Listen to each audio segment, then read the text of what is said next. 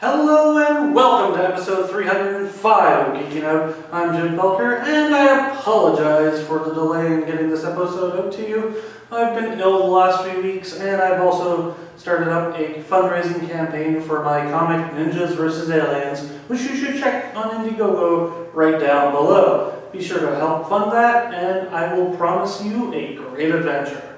Alright, so a couple weeks ago, you had the choice between Jim Henson's The Dark Crystal or Jim Henson's The Storyteller, and you chose both. So once again, let's get to it. It's a double episode. Let's get right into it, shall we? With Dark Crystal number 1.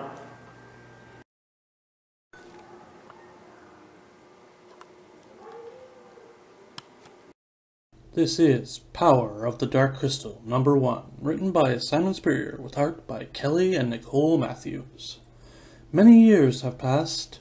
Jen and Kira now rule over Thra as king and queen, but have become distracted by power and can no longer see the needs of the world as they once did.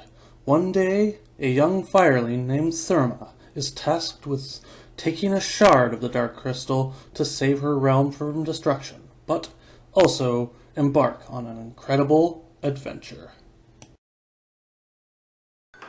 So that was what happens in Dark Crystal number 1. Now let's get into the good and the bad. Alright, so this is actually based off the script for the proposed sequel that never happened. And quite honestly, it's absolutely beautiful, and I wish we could have gotten the movie. Unfortunately, we're stuck with a comic, but this comic is absolutely wonderful and well worth your time and money to pick up. This has absolutely beautiful artwork by Kelly and Nicole Matthews.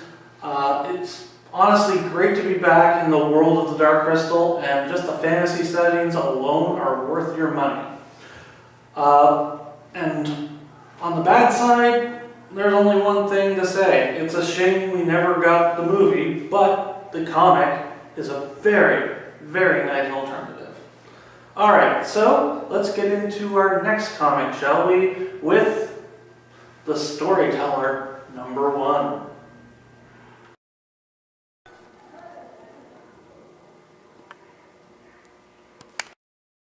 This is Storyteller Giants number 1, written and drawn by Connor Nolan.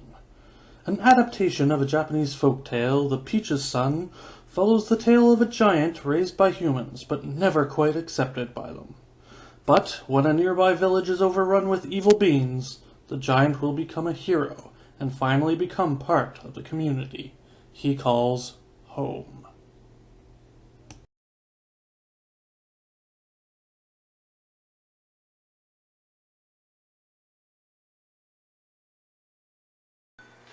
So that's what happens in Storyteller Giants number 1. Now let's get into the good and the bad.